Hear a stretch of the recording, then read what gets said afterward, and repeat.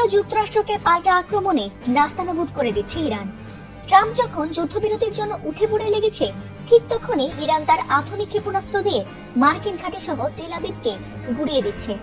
যদিও এই যুদ্ধে ইরানের সবচেয়ে বেশি ক্ষতি হয়েছে, তারপরও তাদের পাল্টা আক্রমণে ইসরায়েলের আয়রন ডোম ধ্বংস হয়ে যাওয়ার পর দিশেহারা হয়ে পড়েছে ইসরায়েলি বাহিনী। ঠিক যুদ্ধের এমন মুহূর্তে ইসরায়েলের প্রধানমন্ত্রী বেনিয়ামিন নেতানিয়াহু ইরানি ক্ষেপণাস্ত্রের আঘাতে নিহত হয়েছেন বলে দাবি করেছে ইরানের আধা সরকারি গণমাধ্যম তাসনিম নিউজ।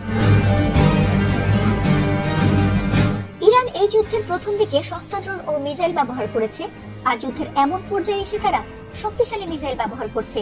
আর ইসরায়েলের আয়রন ডোম ধ্বংস হয়ে যাওয়ার পর ইরানের কোনো মিসাইলই তারা প্রতিরোধ করতে পারছে না। আর সে কারণে ইরান খুব সূক্ষ্মভাবে নেতানিয়াহুর বাড়িতে মিসাইল হামলা চালিয়েছে।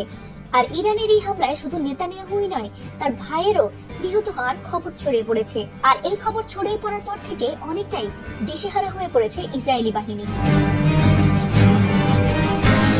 ইরানের সংবাদ মাধ্যম তাসনিম নিউজ জানিয়েছে, ইরানি ক্ষেপণাস্ত্রের আঘাতে নেতানিয়াহু সহ একই হামলায় ইসরায়েলের জাতীয় নিরাপত্তা মন্ত্রী ইতামার বেন গাভিরও আহত হয়েছেন। প্রতিবেদনে মার্কিন গোয়েন্দা কর্মকর্তা স্কট রিটারের এক্স পোস্টে বরাত দিয়ে বলা হয়েছে, ইরানি ক্ষেপণাস্ত্র নেতানিয়াহু সরকারি বাসভবনে আঘাত হানার পর ঘটনাস্থলে নিহত হয়েছেন নেতানিয়াহু। এই সময় তার বাড়িতে উপস্থিত ছিলেন ইতামার বেন গাভিরও, আর তাতে তিনিও আহত হয়েছেন। তবে যে অ্যাকাউন্ট থেকে এই পোস্ট করা হয়েছে সেটি আদৌ স্কট রিটার ব্যবহার করেন কিনা কিংবা তার ভুয়া অ্যাকাউন্ট কিনা সেটি এখনো নিশ্চিত হওয়া যায়নি।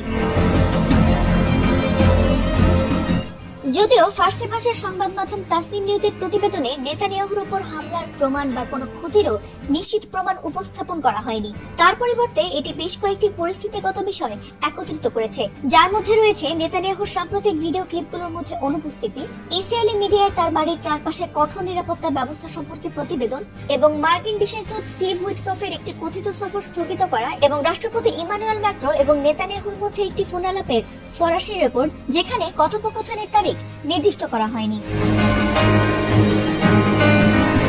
ইসরায়েলের প্রধানমন্ত্রীর দপ্তর থেকেও এ ব্যাপারে আনুষ্ঠানিকভাবে কিছু বলা হয়নি। প্রধানমন্ত্রীর দপ্তরের রেকর্ড বলছে, নেতানিয়াহুর নামে সর্বশেষ বিবৃতিটি দেওয়া হয়েছিল গত 7 মার্চ। সেদিন ইসরায়েলের বিশেবা এলাকায় ইরানি ক্ষেপণাস্ত্রের আঘাতে আহত কয়েকজনকে দেখতে গিয়েছিলেন নেতানিয়াহু। ইরানের সংবাদ মাধ্যমে অবশ্য নেতানিয়াহুর নিহত হওয়ার খবরটি প্রকাশ হওয়া নতুন কিছু নয়। এর আগে গত 2 মার্চ একটি ইরানি সংবাদ মাধ্যম তাদের প্রতিবেদনে দাবি করেছিল যে ইরানি ক্ষেপণাস্ত্রের আঘাতে ইসরায়েলের প্রধানমন্ত্রীর দপ্তর ধ্বংস হয়ে গেছে এবং তিনি নিহত হয়েছেন। তবে ইরানের শক্তিশালী মিসাইল হামলা শুরুর পর থেকে এখনো পর্যন্ত গণমাধ্যমের আড়ালেই রয়েছে নেতানিয়াহু।